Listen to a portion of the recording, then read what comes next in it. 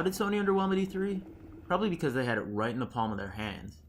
Microsoft's relatively lackluster conference showcasing their newest console in the Xbox One X put the ball in Sony's court to easily win the show. Announcing a release date for 2017 for one of the number of games they showed last E3, revealed a new IP from Sucker Punch that blows everyone away, but they fell into the E3 2017 pit. Despite what was ultimately a solid E3 showcase, Sony didn't do anything extraordinary to top the precedent they set in recent years, which is why the historic E3 heavyweight underwhelmed for the first time in years.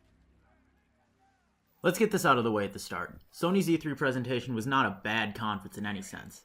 Many of the games they showed, God of War, Detroit, Spider-Man, even Shadow of the Colossus, looked fantastic. The pacing was nearly perfect. They checked many of the boxes necessary for this show to be acceptable. But that's just why it didn't work.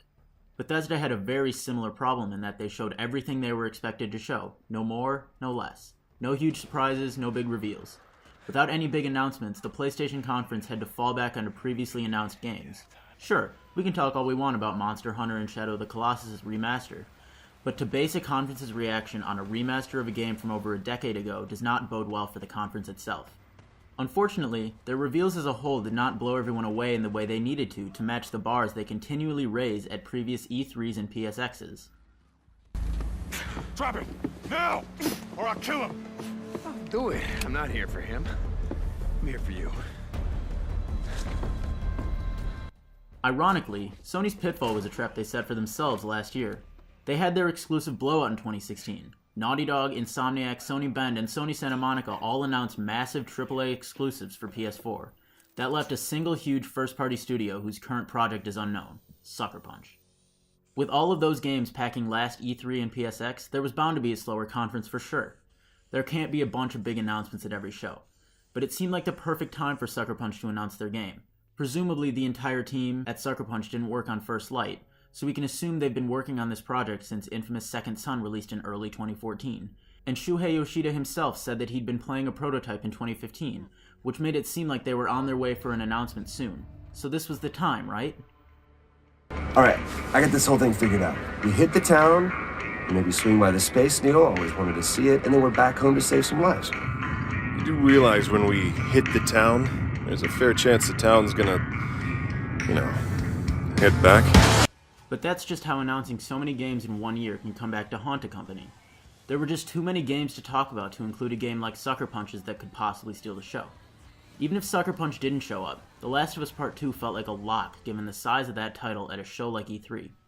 But that was just the problem. Using the time to give longer trailers and demos to Days Gone, Detroit, and Spider-Man was probably the right move in order to explain the mechanics of those games, even if Detroit was effectively the same trailer as last year with a new character and a different tone. And if they had shown all of the same games, even in the same order, with a tease for Sucker Punch's game at the end, or a trailer for The Last of Us Part 2, the show would have been phenomenal. The explanation for The Last of Us Part 2's absence was that the spotlight was for Uncharted: The Lost Legacy.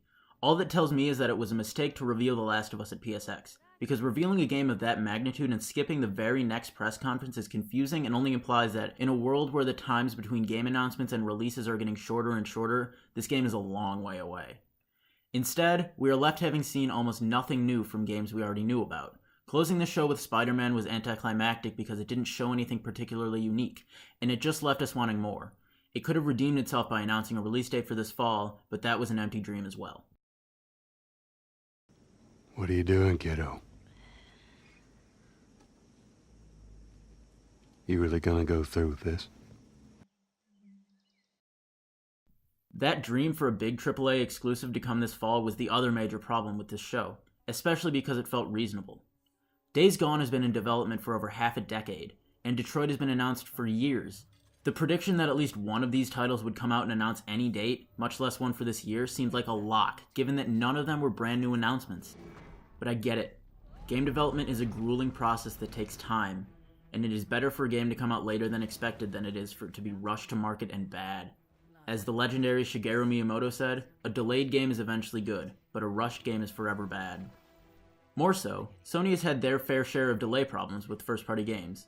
Namely, every single one of their first-party games post-launch of the PS4 has been delayed. So it makes sense that they're a bit gun-shy of announcing a date. With that said, Why not either include a game that is coming out this year, like Gran Turismo Sport or Knack 2 in the conference itself instead of the pre-show, or make the huge announcement that counteracts the lack of games coming soon? Because of the major exclusive drought for this year, Sony ends up having to highlight relatively small games as bigger than they are. They open the show with 2 pieces of content that aren't full standalone games that Sony seems to push as full experiences.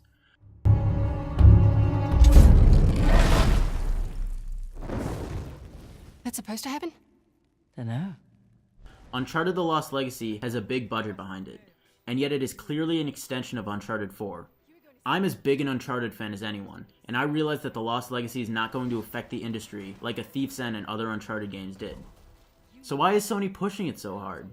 It's because they realize their lack of big exclusives this year is a problem. Not for sales, but for the goodwill of gamers. Microsoft has been rebuilding this goodwill after finding a way to lose it all in a single press conference in 2013. Sony, meanwhile, has begun to take their foot off the gas pedal. They announced that there will not be crossplay with other platforms for Minecraft on PlayStation consoles, with no true reason why. And in terms of their first-party development, they're surely allowing their studios to create their products at their pace, but they're not making up for it with strategic launch dates, like holding a game and releasing it on a competitive date in October or November. With that in mind, the beginning of the show feels off. Opening with The Lost Legacy and going straight into the Frozen Wild started the conference on the wrong foot, when they could have easily flipped to highlighting Days Gone, a much bigger game, in the opening spot, and putting the 2 smaller titles behind it. It was this placement of games that was also problematic in Sony's showcase. Nearly every game seemed to be slightly out of place in terms of where the pacing was trying to go. To start with Days Gone instead of Uncharted would have begun the conference on a much stronger foot, and Uncharted and Horizon would have just strengthened that. Everyone seemed to be so excited for Shadow of the Colossus and Monster Hunter, but those were back-to-back and over so quickly that the audience had no time to process. Plus, their presence so early in the conference made it seem like Sony didn't really care about them. In the final sequence of games, all of which we knew, the God of War and Detroit trailers were perfect for the pacing, but Destiny 2's trailer was out of place. They seemed to be marketing that the same way they would an exclusive, and yet the trailer was unexciting and would have fit much better right after Call of Duty. Finally, as mentioned, Spider-Man was an anticlimactic way to end the show. Apart from being a Spider-Man game, it didn't show anything incredible that warrants the highlight of a conference closer, and the show needed something more memorable to send it off with a bang. Closing a conference with a certain game implies it will reveal something that deserves to be shown as the climactic event in the show, like a new game from a trusted and revered developer, or a surprising release date. Being that it was already announced last year, Spider-Man had neither of those, and its gameplay, while intriguing and entertaining, did not match its spot in the show. It left me wanting that one more thing. The combination of these problems, specifically the lack of surprises and games coming this year, was the double whammy that created the downfall of Sony's press conference. While Microsoft didn't come out swinging like they needed to and fell into a similar trap with no exclusive new games, they had the quantity of games and pacing that exceeded Sony, as well as the release dates for the Xbox One X and Crackdown 3 as their flagship products this year. Plus, using Anthem as the ending, even though we already knew it would be there, surpassed Spider-Man because of the huge developer behind it doing something new and the mystery of the game, given that it had just been teased for the first time the day before. Microsoft had the placement of games down, and even though their announcements were lacking, their games coming soon were there. Sony found themselves in a gaming limbo, where they had nothing huge to announce but nothing big coming this year. The main games they showcased seemed to be slightly off, which magnified the lack of huge announcements. In an overall down year for E3 conferences, Sony fell into the trap by showcasing games they had already shown and ultimately not making up for it. No conference lived up to what we saw last year at both the Sony and Microsoft conferences, but Sony failed to capitalize on the clear opportunity that Microsoft left right in front of them. In the end, though, the reactions to these conferences are all about expectations. Even though Microsoft lacked the powerful exclusive reveal that the industry had hoped for, Sony underperformed on many of its expected and otherwise assumed announcements, especially given the quality of recent conferences and the portfolio of first-party studios that they hold. Having no surprise to end the show was stunning, and ultimately having no major exclusive prominent enough to highlight during the conference magnifies the company's fall drought's persistent since the PlayStation 4 launched. Hi! Is this the flight to Newark? Sony is by no means in trouble. Their lead this generation is virtually impossible to overcome, and an underwhelming E3 won't affect their lead, or even their continued momentum. That said, the sheer power of Sony's first-party studios, especially given the reveal of so many in 2016, gives the reasonable expectation of a major reveal or announcement, and the absence of this type of reveal makes their conference that much more disappointing.